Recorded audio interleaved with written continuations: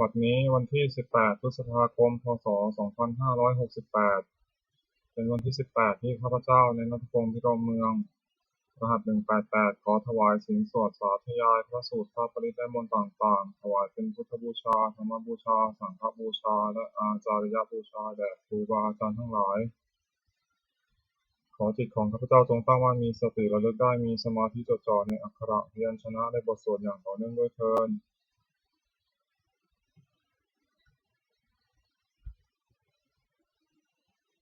บทที่1บทกราบพระรัตนตรัยอรหังสัมมาสัมพุทโธภควาพุทธังภควันตังอภิวาเทมิสวากขาโตภควตาธัมโมธัมมังนัมสสามิสุปฏิปันโนภควโตสาวกสังโฆสังฆังนะมามิบทที่2บทบูชาพระไพรีพินาศอรหังสัมมาสัมพุทโธสุจิรังปรินิพพุโตคุเนหิทระมาโนทานิปาระมีหิจาทิสติยาวะชีวังอหังพุทธังธัมมังสังฆังสารนังคโตปูเชมิรัตนัตยังธัมมังจารามิโสทินาบทที่3บทสวดชุมนุมเทวดาสมันตาจักกะวาเรสุอัตราคัจฉันตุเทวตาสัทธมังมุนิราชสสะสุนันตุสักขะโมคคัตตังสัพเพกาเมจารุเปคิริสิกขารัตเตตันตาลิเขวิมาเนติเปรเทจักขาเมจารุวนาคหาเนเกหะวัตถุมิเตเตภูมิมาจายันตุเทวาชาลถาลวิสัมเมยขะคันธพานาคาติทันตาสันติเกยามุนิวารวะชนังสาทโวเมสุนันตุธรรมสสวนากาโลอยัมปทันตาธรรมสสวนากาโลอยัมปทันตาธรรมสสวนากาโลอยัมปทันตาบทที่4บทสวดปุพพภาคะนะมะการนะโมตัสสะภะคะวะโตอะระหะโตสัมมาสัมพุทธัสสะนะโมตัสสะภะคะวะโตอะระหะโตสัมมาสัมพุทธัสสะนะโมตัสสะภะคะวะโตอะระหะโตสัมมาสัมพุทธัสสะบทที่5บทสวดไตรสรณคมนปาฐะพุทธังสรณังคัจฉามิธัมมังสรณังคัจฉามิสังฆังสรณังคัจฉามิทุติยัมปิพุทธังสรณังคัจฉามิทุติยัมปิธัมมังสรณังคัจฉามิทุติยัมปิสังฆังสรณังคัจฉามิตติยัมปิพุทธังสรณังคัจฉามิตติยัมปิธัมมังสรณังคัจฉามิตติยัมปิสังฆังสรณังคัจฉามิบทที่6บทสวดสัจจกิริยาคาถานาทิเมสารนังอัญญังพุทโธเมสารนังวรังเอเตนะสัจจาวเชนะโสทิเมโหตุสัพพทานาทิเมสารนังอัญญังธัมโมเมสารนังวรังเอเตนะสัจจาวเชนะโสทิเมโหตุสัพพทานาทิเมสารนังอัญญังสังโฆเมสารนังวรังเอเตนะสัจจาวเชนะโสทิเมโหตุสัพพทาบทที่7บทสวดติรัตนะปนามะคาถาพุทธังนะเมรัตนะภูตะสรีระจิตตังธัมมังนะเมรัตนะภูตะภิสุทธิสารังสังฆังนะเมรัตนะภูตะสุสีระทิฏฐิเอตังนะเมติรัตนังนะตะรัตนัตตยาวหังสัมมาสัมโมสริตะวัตถุวิเศษภูตังอัญโยยันยุตตะคุณโยคะวะสัปปะวัตตังอสุมิตยามหิปิตเถวะยถาติทันเทเอกังวินาตทิตาราเสสัมมาสัมภเวนะโลเกกทาจิจะจิเรนจะปาตุภูตังคัมภีรยานวิสยังอติทุตถะสัทถังวินโยหิปันทิตะชะเนหิวิชัญญรูปังโลกัมหิเกหิจิกถันยุกถันจุปะลัพพนียังเกสัญจิสุทธุวิธิตังคุณากายตายะนาเมหิเดวะชนตายะสุวิสุตัมปิสมุปสตังมนสิสุทธะปสาทฐานังปุญญัตถิกนามาสมุตตมะปุณณภูมังทุกขาปมุจจนะมุขะสารนังคตานังปูชาระเหสุปารมังอภิปูชนายังนิพพานาสัจฉิกิริยายุปะนิสยถังสัมมากิเลสัมมละโสธนะสิทธิยาจะสาธุหิอัตถกุสเลหุปะเสวนียังปาเนหิจาปิสรนังขมณียาเมวะตัสมาหิตังติรัตนังสรนังคตัมหะนตินทิวังคณะเนสุนมัสสะมานา ปูเชมาจาปิสัสสตังสุปัสสันนจิตตาสัทธานุภาริจาริยาสัทธารตาจะปุญเยนะตัทธะสุกะเตนะสุขีภเวมุเตเชนะตัสสะจะสัทธาปิสุวติโหตุโยเจธาธรรมวินะยัมหิปนามภูโตโลกุตราภิสัมโยนิยโตสุโพชังตัสโสปะนิสยจยายะยัมปิโหตุวัตถุตเยปริจิโตสุปสาทกาโร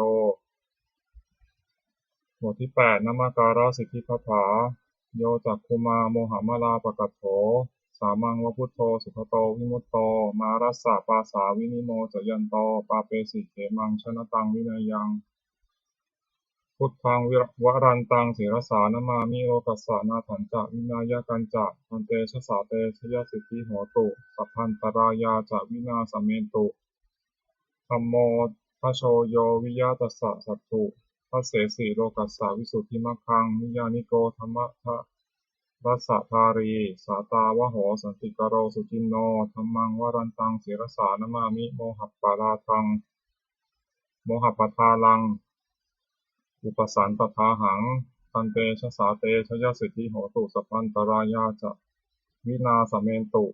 สัทธัมมเสนาสุขตานุโคโยโลกัสสะปาปุปะกิเลสะเชตา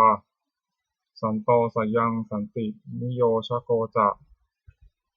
สวากขาตธัมมังวิธิตังกโรติสังฆังวรันตังศิรสานมามิพุทธานุพุทธังสมสีลาทิทิงตันเตชะสาเตชยสิทธิโหตุสัพพันตรายาจะวินาสเมตุบทที่9บทสวดนโมการอัฏฐกคาถานโมอะระหะโตสัมมาสัมพุทธัสสะมเหสิโนนะโมอุตตมะธัมมัสสะสวากขาตเสวะเตนิทะนะโมมหาสังฆัสสาปิวิสุทธสีรทิฏฐิโนนะโมโอมาตายารัตถัสสะราตนัตยัสสะสาธุกังนะโมโอมะกาทีตัสสะตัสสะวัตถุตตยัสสปินะโมการัปปะภาเวนะวิคัชชันตุปัฏฐวานะโมการานุภาเวนะสุวัตติโหตุสัพพทานะโมการรัสสะเตเชนะวิกิมหิโหมิเตชวาบทที่10บทสวดมหาสมัยสูตรเอวัมเมสุตังเอกังสัมมยังภควาสัพเพสุวิหารติกปิรวัตุสมิงมหาวเนมหาตาภิกขุสังฆนะสัตถิงมัจจามเตหิภิกขุสัตเตหิสัพเพเหวะอรหันเตหิทัสสหิจาโลกะธาตุหิเทวตาเยตุเยนะสนิปติตาโหติภควันตังทัสสนายาภิกขุสังฆัญจาอัตโคจตุนาสุทธาวาสกายิกานังเทวานังเอตัทโหเสียยังโคภควาสัพเพสุวิหารติกปิรวัตุสมิงมหาวเนมหาตาภิกขุสังฆนะสัตถิงมัจจามเตหิภิกขุสัตเตหิสัพเพเหวะอรหันเตหิทัสสหิจาโลกะธาตุหิเทวตาเยตุเยนะสนิปติตาโหติภควันตังทัสสนายาภิกขุสังฆัญจายันนุนามยัมปิยนะภควาเตนุปัสสังกามยมะอุปสังกามิตวาภควโตสันติเกปัจเจกคาถาทัสสะยมาติยตโคตาเทวตาสายถาตินามะภะละวะปุริโสสัมมันทิตังวาภาหังภาษาระยะภาษาริตังวาพาหังสัมมิชยะเอวะเมวะสุทธาวาเสสุเทเวสุอันตารหิตาภควโตปุระโตปาตุระหังสุอัตโขตาเทวตาภควันตังอภิวาเทตวาเอกัมมันตังอัตังสุเอกัมมันตังทิตาโขเอกาเทวตาภควโตสันติเกอิมังคังคังอัฏฐาสิมหาสมโยภวนะสมิงเทวกายาสมาคตาคตัมหังอิมังธัมมะสมยังคติตาเยวะอปราชิตาสังคันติอัตโขอปราเทวตาภควโตสันติเกอิมังคังคังอัฏฐาสิตัตตาภิกขโวสมาทหังสุติตังอัตโนอุจุกามกังสุสารถิวะเนตานิฆาเหตวาอินทุยานิรักขันติปันทิตาติอัตโขอปราเทวตาภควโตสันติเกอิมังคะถังอัปปาสิเชตวาคีรังเชตวาปริคังอินทคีรังโอหัตสัมมเมชาเตจนันติสุภาวิมลาสัพพุมตาสุทันตาสุสุนาคาติอัตโขอปราเทวตาภควโตสันติเกอิมังคะถังอัปปาสิเยกิจิพุทธังสรณังคตาเสนเตขมิสันติยปายะภูมิปหายะมนุสังเทหังเทวกายังปริปุเรสันติติอัตโขภควาภิกขุมันเตสีเยปุเยนะภิกขเวทัสสะสุโลกาธาตุสุเทวตาสนิปติตาหุติสถาคตังทัสสนายะภิกขุสังฆัญจาเยปิเตภิกขเวเอสุหติตามัทนังอรหันโตสัมมาสัมพุทธาเตสัมปิภควันตานังเอตปรมาเยวะเทวตาสนิปติตาอเนสุงเสยถาภิมหังเอตาระหิ เยปิเตภิกขเวภวิสันติอนาคตามัทธานังอรหันโตสัมมาสัมพุทธาเตสัมปีภควันตานาเอตปรมายวะเทวตาสันนิปติตาภวิสันติสายถาภิไมหังเอตาระหิยจิตติสามิภิกขเวเทวกายนังนามานิจิตายิสามิภิกขเวเทวกายนังนามานิเตสิสามิภิกขเวเทวกายนังนามานิทังสุนาถาสาธุกรรมมนาสิกโรธาพระสิสามิติเอวะมะเตติโกเตภิกขุภควโตปัจจโสสงภควาเอตทโวจะสิโลกัมมนุกัสสามิยถาภูมาตถาสิตายสิตาคิริขพลังปหิตตาสัมหิตาปุถุสีหาวาสาลีนาโรมหังสาพิสัมพุโนโอทาตมนัสสาสุทาวิปัสสนามนาวิลาปิญโยปัญจสิเตยตวาวเนกัปปิลวัตเวตโตมันติสัทธาสาวเกศาสเนรเตเทวกายาติกันตาเตวิชานาตัตตัวเตจาอัตปามกรุสุตวาพุทธศาสนาเตสัมปาตุระหุยนังมนุสสานัสนัง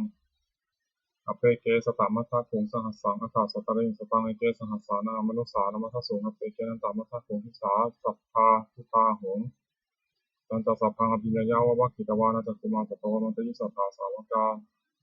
สาวเกศาสเนรเตเทวกายาทิกันตาเตวิชานาทัตโวเยวหังกิตายิสามิทิราหิอนุปุพโส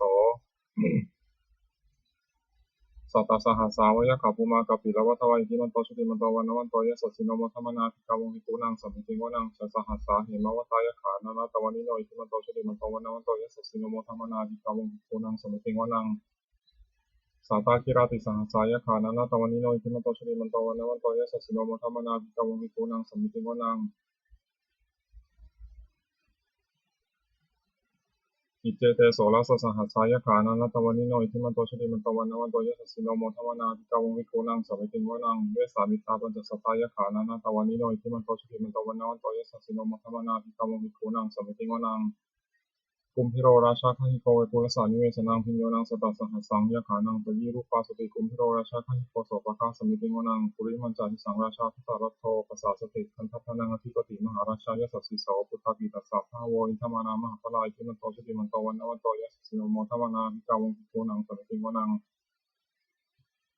ทักขินันจาทิสังราชาวิรุณโหตปัสสาสติกุมพันธนังอธิปติมหาราชายะสัสสิโสพุทธปิตัสสะพะโวอินทมานามหาพลายทิมันโตชติมันโตวันนวันโตยะสสิโนโมทวนาภิกขาวงวิโกนังสัมมิติวนังปัจฉิมันจาทิสังราชาวิรูปโกปัสสาสตินาคานังอธิปติมหาราชายะสัสสิโสพุทธปิตัสสะพะโวอินทมานามหาพลายทิมันโตชติมันโตวันนวันโตยะสสิโนโมทวนาภิกขาวงวิโกนังสัมมิติวนังอุตารัญจทิสังราชากุเวโรตปัสสาสติยะขานังอธิปติมหาราชายะสัสสิโสพุทธปิตัสสะพะโวอินทมานามหาพลายทิมันโตชติมันโตวันนวันโตยะสัสสิโนโมทวนาภิกขาวงวิโกนังสัมมิติวนังปุริมาทิสังทุตารัตโททักขิเนนะวิรุณโกปชิเนนะวิรูปโกกุเวโรอุตรังทิสังสัตตาโรเตมหาราชาสมันตาจตุโรทิสาทัตถลมนาทังสุวเนกัปปิลวัฏเวเตสัมมายาวิโนทัสสาภูนจานิกาสัทธามัญญังกุเตนทุเวเตนทุวิปุจจวิปุโตสหสันทโนกัมมะเสโทจากินุคันทุนิคันทุจาปนาโทปามัญโยจาเทวสุโตจมาตริจิตตเสโนจักันตโทนโรราชาชโนสัพโตอาคูปัญจสิกโตเจวะตินทโรสุริยวัชสะเอเตจัญญจาราชโนคันทภาสหาราชุพิโมธรรมนาภิกขาวงหิตุนังสัมมิติโมนังอาคาคูนาภาษานาคาเวสาราสหปัจจกากัมภวสัตตราอาคูปยคาสหายาติปิยมุนาทัตตารัตถาจาอาคูนาคายาสุสิโนเอราวันโนมหานาโคโสปะคาสัมมิติโมนังเยนาคาราเชสหาสาหารันติทิพาทิชาปคีวิสุทธิจักโกเวหายสาเตวนามัชฌปตาจิตราสุปันนาอิติเตสานามังอภยันตถานาคาราชานามาสิสุปันนโตเขมมกาสิพุทโธสันหิวาจาหิวปวะหายันตานาคาสุปันนาสารนามกังสุพุทธังจิตาวชิระหัตเถนะสัมมุทังอสุราสิตาภัตโรวสาวเสเตอิทิมันโตยัสสิโนกาลคังชามหาภิสมาอสุราธนาเวคัสสาเวปฏิปิสจิติจาปหาราโทนมุติสหัสตัญจาภิริกุตานังสเทเวโรจนามกังสันหิตวะพลิงเสนังราหุทัพมุปะขมุงสมโยธานิทัพเตติปูนังสมิติงวนังอาโปจเทวาปฐวีจาเตโชวาโยตถาคมงวารุณาวารุณาเทวาโสโมจัยสัสสาสหเมตตากรุณากายิกาภูเทวายสัสสิโนทัสเสเตทัสสะทากายาสัพเพนะตวันนิโนอิทิมันโตชุติมันโตวันนวันโตยสัสสิโนโมทัมมนาภิกขาวงภูนังสมิติงวนังเวนทูจเทวาสหริจาสมาจตุเวยมาจันทสุปนิสาเทวาจันทมคูกุรคิตาสุริยสุปนิสาเทวาสุริยมาคูกุรคิตานะคาตานิกุรคิตวาภูมันทวะละหกาวสุนังวาสาวเสโตสโกปะคาปุรินโตทัสเสเตทัสสะทากายาสัพเพนะตวันนิโนอิทิมันโตชุติมันโตวันนวันโตยสัสสิโนโมทัมมนาภิกขาวงภูนังสมิติงวนังอัฏฐาคูสหภูเทวาชาลามขิสิกขาริวะอริกกาจโรชจะอุมาปุพนิพาสิโนวารุณาสหธรรมาจะอจิตาจะอเนชกาสุรยาลุจิระอคูอคูวสาวเนสิโน นัสเสเตทัสสะทากายาสัพเพนะนัตตวานิโนอิทิมันโตชุติมันโตวันนะวันโตยะสุสิโนโมทัมมนาภิกขวงภิกขุนังสัมมิติงวนังสมานามหาสมานามานุสามานุสุตมาหิทาปทุสิกาคูอาคูมโนปทุสิกาถาคูหารายโยเทวายะจาโลหิตวาสิโนปาราคามหาปาราคาคูเทวายะสัสสิโนทัสเสเตทัสสะทากายาสัพเพนะนัตตวานิโนอิทิมันโตชุติมันโตวันนะวันโตยะสุสิโนโมทัมมนาภิกขวงภิกขุนังสัมมิติงวนังสุกาการุมหาอรุณาอคูเวคณสาสหโอทาตถยหาปาโมขาคูเทวาวิจักขณาสัทธามตาหารัคชามิสกาจัยสัสสิโนสนยังอาคาปชุโนโยทิสาอภิวสติทัสเสเตทัสสะทากายาสัพเพนะนะตวันนิโนอิทิมันโตชุติมันโตวันนะวันโตยะสัสสิโนโมทัมมนาภิกขวงภิกขุนังสัมมิติงวนังเขมิยาตุสิตายามากัตถกาจัยสัสสิโนสัมพิตการามะเสถาชตินามาจาสวานิมานาราติโนอัควถากุปรานิมิตาทัสเสเตทัสสะทากายาสัพเพนะนะตวันนิโนอิทิมันโตชุติมันโตวันนะวันโตยะสัสสิโนโมทัมมนาภิกขวงภิกขุนังสัมมิติงวนังสัทเทเตเทวานิกายาสัพเพนะนะตวันนิโนนามันวายนะขันฉุงเยจันเยสัตถิสาสหะภวุฒาจติมัคคีรังโอคาตินะมนาสาวังคติมุขตารังนาคังจันทังวาสิตาริกังสุขมาปรามโตจาปุตตาอิมโตสหสันนังกุมารโรติโสจาโสภคาสัมมิติงวนังสหัสสะพมาโลกานังมหาพรหมาพิติขติอุปปโนสุติมันโตพิสมากายโยเยสัสสิโสทเสขะอิสราภูปัจเจกะวะสาวัติโนเตสัญจามัชโตหาหาริโตปาริวาริโตเตจัสสะเพอภิคันเตสินเทเทเวสัพพมะเกมาราเสนาภิกามิปัสสะกานหัสสะมันทิยังเอถะคันหัสสะพันทะทะราเคนาปันธามัทุโวสมันตาปริวาเรถามาโวมุจิทาโกจินังอิติตถามหาเสโนกานหาเสนังอเปสยิปานินาตระมหาจัสสารังกัตวานเทระวังยถาปวุสโกเมโกธนะยันโตสัพพิชุโกตัทธาโสปจิทาวติสังคุตโตอาสยังวเสตันจัสสะพังอภิญญะวะวะคิตวานะจักขุมาตโตมะเตยิสัทธาสาวกา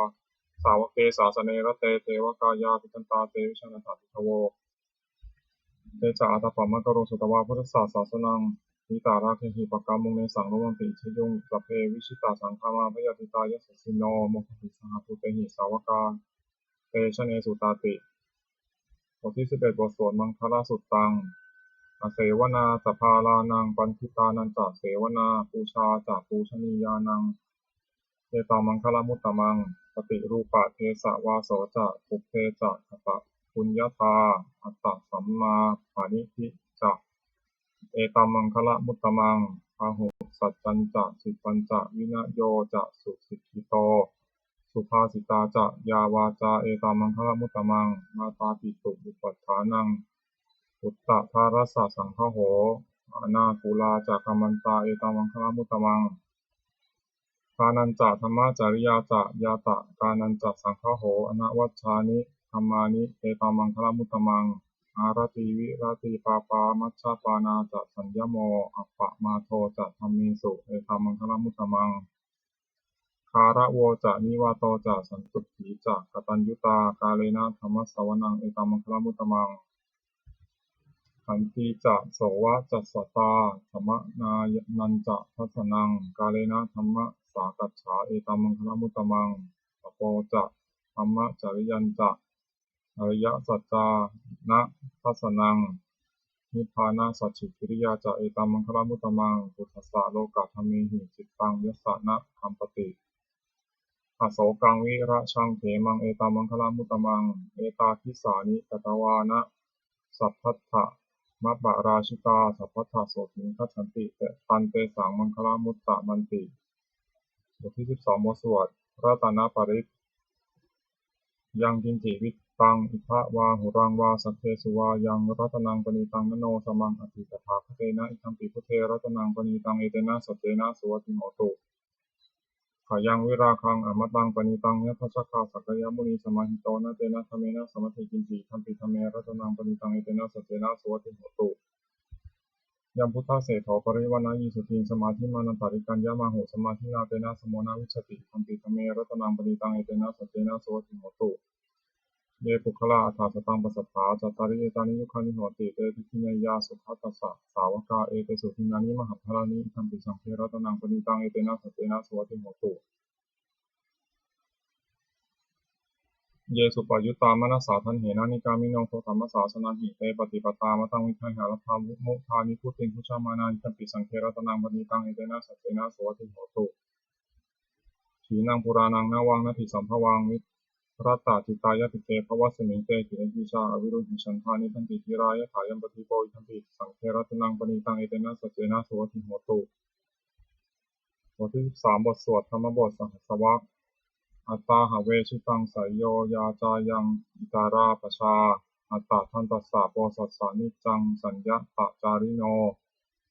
เนวะเทโวนะคันทโพนะมาโรสหโภมุนาชิตังอปะชิตังกะยิราตถารูปัสสะสันตุโน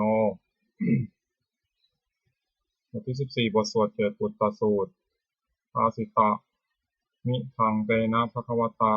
ชานตาปัสสตาอรหตาสัมมาสัมพุทเทนะเอถัตตุมเหมาอนุสสะเวนะมาปารัมมะปรายามปารัมมะปรายะมาอิติกิรายะมาอิตะกะสัมปทานินะมาตักกะเหตุมานยคะเหนะมาอาการะปริวิตักเกนะมาทิฏฐินิชชานักขันติยามาภัพพะรูปะทายะมา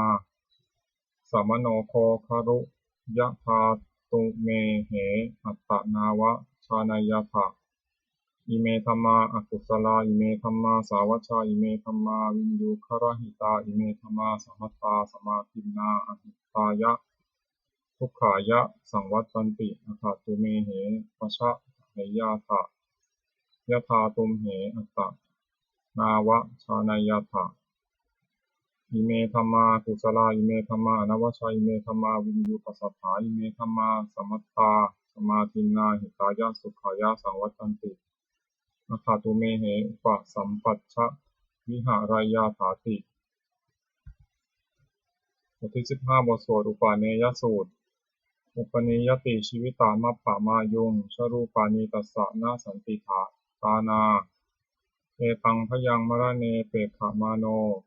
ปุญญานิกยิราถะสุขาวหานิอุปนิยติชีวิตามัปปะมายังชรูปานิตัสสะนาสันติตานาเอตังพยังมรเนเปขมาโนโลกามิสังปัชชะเหสันติเปโขโยธากายเนะสังยโมวาจายะอุทะเจตสาตังตัสสะเจตสสะสุขายะโหติยังชีวมาโนปกะโรติปุญญังธัมโมหะเวรคติธรรมจาริงธัมโมสุจินโนสุขมาวะหาติเอสานิสังโสธัมเมสุจินเนนะทุกขติงคัจฉติธรรมจารีสัพเพสังขารานิจจติยถาปัญญายาปัสสติอัฏฐานิพพินทติทุกเถเอสามโควิสุทธิยาสัพเพสังขาราทุกขาติยถาปัญญายาปัสสติอัฏฐานิพพินทติทุกเถเอสามโควิสุทธิยาสัพเพธัมมาอนัตตาติยถาปัญญายาปัสสติอัฏฐานิพพินทติทุกเถเอสามโควิสุทธิยาบทที่16บทสวดอปันนกชาดกอปันนกัฏฐาเนนะอปันนกัฏฐานะเมเกทุติยังอาหุอภิกาเอตะพัญญายะเมทาวีตังคันหายะอปันนกังพาหงเวสารนังยันติปัปพะตานิวันานิจะอารามะทุกขเจตยานิมนุสสาพยตัจฉิตาเนตังโฉสารนังเขมังเนตังสารณะมุตตมังเนตังสารณะมาคัมมะนัพพะสัพพะทุกขาปมุจจติโยจะพุทธันจะธัมมัญจะสังฆัญจะสารนังคโตจัตตาริอริยสัจจานิสัมมปัญญายะปัสสติทุกขังทุกขสมุปปาทังทุกขสัจจะอติกมังอริยัญจะอัตถังคิกังทุกขูปะสมะคามินังเอตังโถสารนังเอตังโถสารนังเขมังเอตังสารณะมุตตมังเอตังสารณะมาคัมมะสัพพะทุกขาปมุจจติบทที่17บทสวดพระเทกรตคาถาอตีตังนานวาคามายะนปฏิกังเขนะคตังบุคคลไม่ควรคำนึงถึงสิ่งที่ล่วงแล้วไม่ควรมุ่งหวังสิ่งที่ยังไม่มาถึงยะถาตีตังปะหีนันตังอัปปัตตัญจะอนาคตังสิ่งใดล่วงไปแล้วสิ่งนั้นก็เป็นอนาคตไปแล้วและสิ่งที่ไม่มาถึงก็เป็นยังไม่ถึงปัจจุปนันตโยธัมมังตัฏฐาวิปัสสติอสาหิรังสังคุปังปังวิธามนุภรุหเย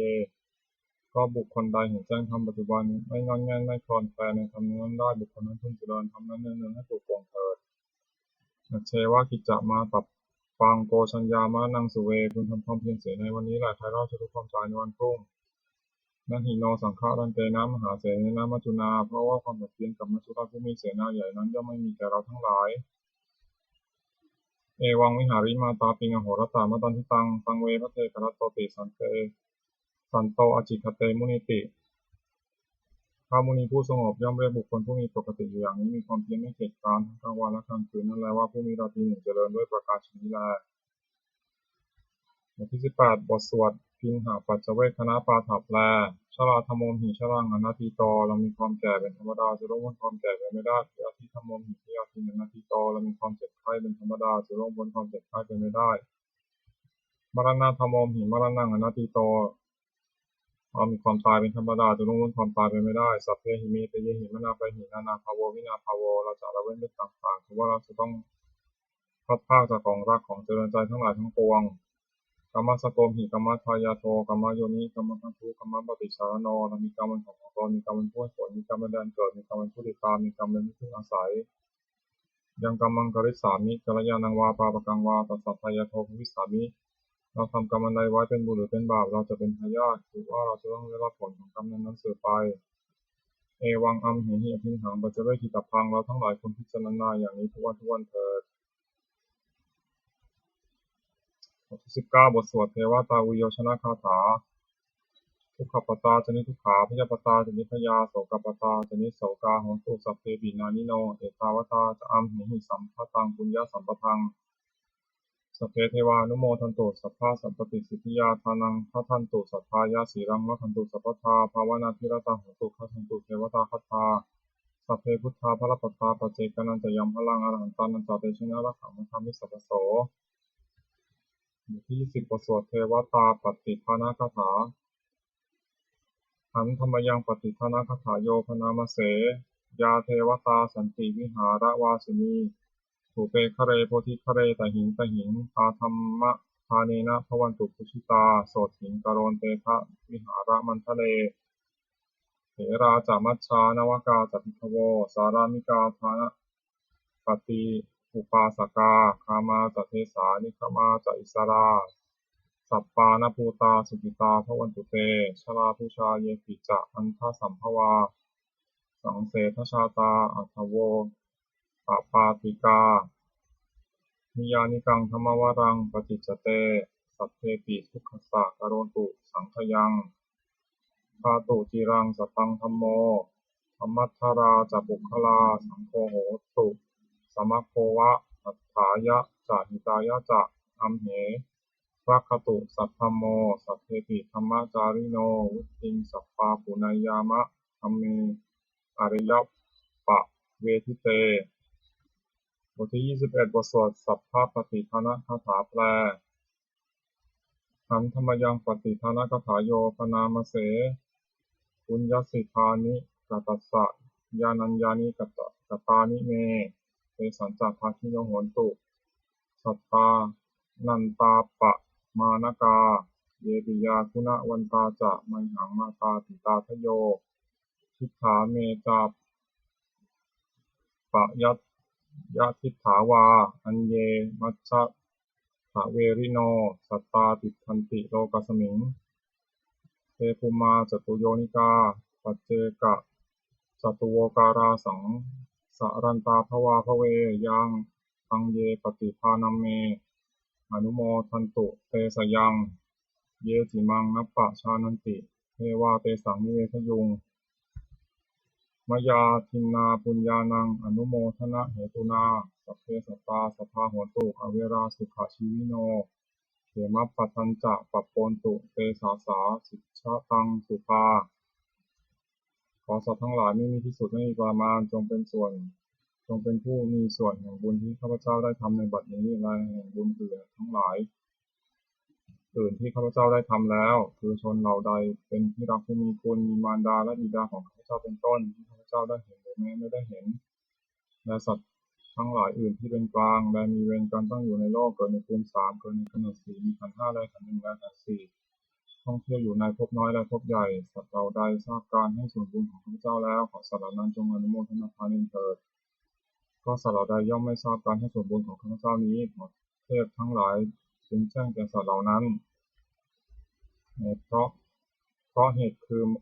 อนุโมทนาบุญทั้งหลายที่ข้าพเจ้าให้แล้วขอสัตว์ทั้งปวงจงอย่ามีเวรอยู่เป็นสุขเสมอเถิดและจงถึงทางอันเกษมเถิดขอความหวังอันดีของสัตว์เหล่านั้นจงสำเร็จเถิดด้วยอนุภาพแห่งสัจจะอธิษฐานอนุภาพแห่งความเพียรและอานิสงส์แห่งการบูชาพระรัตนตรัยด้วยการสาธยายบทสวดมนต์พระสูตรพระบริกรพระคาถาเหล่านี้ขอความสุขสวัสดีจงเกิดมีแก่ข้าพเจ้าขอให้พ้นจากทุกภัยทั้งปวงเถิดข้าพเจ้าเจริญทางโลกทางธรรมขอเทพเทวดาทั้งหลายโปรดอนุโมทนาในการสวดสาธยายมนต์ธรรมะเหล่านี้เมื่ออนุโมทนาและโปรดอำนวยพรให้แก่ข้าพเจ้าและวัตถุมงคลทั้งสิ่งภายในที่หน้าโดยมูลนิธิสมเด็จพระญาณสังวรวัดบวรนิเวศวิหารตลอดจนวัตถุมงคลทั้งหลายที่สั่งสร้างขึ้นทั้งที่ผ่านมาและที่จะจัดสร้างในอนาคตขอจงเปลี่ยนด้วยอานุภาพแห่งพระปริตรและคำมงคลในพระคาถาต่างๆขอจงสำเร็จศักดิ์สิทธิ์ทุกประการเทอญสาธุ